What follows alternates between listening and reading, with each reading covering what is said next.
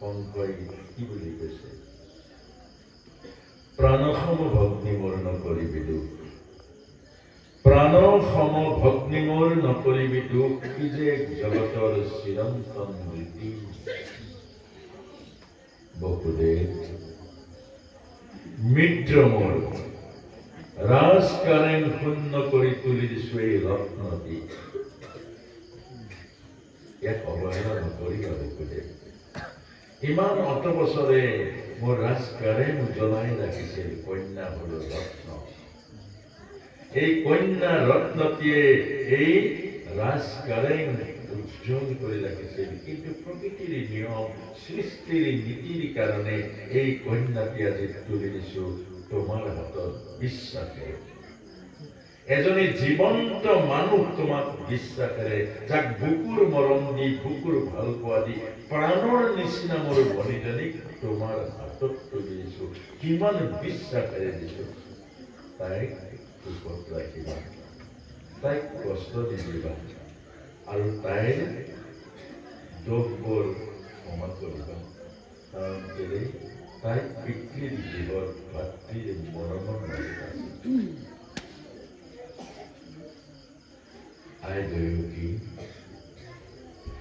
দৈৱকী, তোৰ এই বিবাহৰ মধুৰখনত দিবলৈ আছে মোৰ অনেক ঐশ্বৰ্য বিভূতি। এই মথুৰা অনেক ঐশ্বৰ্যৰ বিভূতিৰে ভৰা ৰাজপ্ৰসাদ। কিন্তু আই, এইবোৰ তোক এতিয়া নালাগে, এইবোৰ এতিয়া তোক নালাগে, কামত নাহে। এই ধন ঐশ্বৰ্য বিভূতিৰে এখন সুন্দৰ ঘৰ বনাব নোৱাৰি। কাপোৰ ধোৱা মেচিন, দানলবৰ বিচনা, দানলবৰ তুলি, গডৰেজ, আলমাৰিয়া, এইবোৰ বস্তুৰে এখন সুখৰ সংসাৰ এটা নিৰ্মাণ কৰিব পৰা নাযায়। এটা ভাল সৎ সন্তান নমাই আনিব নোৱাৰি। এতিয়া তোক কি লাগে? আশীৰ্বাদ। আশীৰ্বাদে এখন সুন্দৰ গৃহস্থী নিৰ্মাণ কৰিব পাৰি। আশীৰ্বাদেৰে এটা দেৱকী সুখ নমাই আনিব পাৰি। আশীৰ্বাদে এখন অমৃতৰ পৰিয়াল গৃহস্থী নিৰ্মাণ কৰিব পাৰি। আৰু সেয়েহে তোক দিছো মই হৃদয়ৰ পবিত্ৰ ভাৱনাৰ ছোট্ট আশীৰ্বাদ। স্বামী সেৱা যেন তোৰ অটুট থাকে, স্বামী সেৱা যেন তোৰ অটুট থাকে, স্বামী সেৱা যেন তোৰ শিৰৰ ভূষণ হয়। দেৱকী, মই তহঁতক নিজে আগবঢ়াই থৈ অৰ্থাৎ মোৰ এটা দায়িত্ব আছে।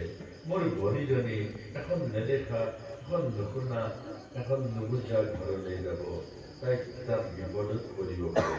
তাইক মই সুন্দৰকৈ কেনেকৈ ঘৰটো, কেনেকৈ বিচনাখন, কেনেকৈ পৰিৱেশটো, কেনেকৈ তাইক মই সজাই পৰাই থৈ আহিবলৈ মই নিজেই আগবঢ়াই থৈ আহিম।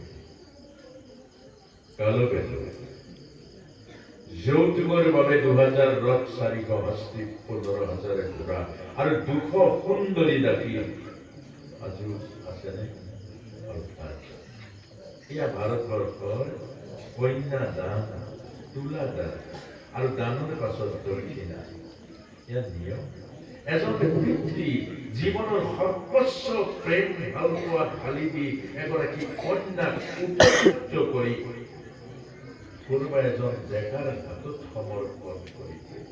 ধনে জনে মানুহে সকলো, আৰু আমাৰ ভাৰতীয় বিবেকহীন বুদ্ধিহীন এজন ডেকাই সেইগৰাকী কন্যাকে তেল ঢালি জ্বলাই দিয়ে, হৃদয়ত দুখ দিয়ে, কষ্ট দিয়ে। মনত ৰাখিব, মনুৱাদী ঋষিয়ে কৈছে, যিখন ঘৰৰ মজিয়াত নাৰীৰ চকু পানী পৰে, সেইখন ঘৰৰ মজিয়াত কোটি যজ্ঞ কৰিলেও তাৰ পৰা ফল নহয়।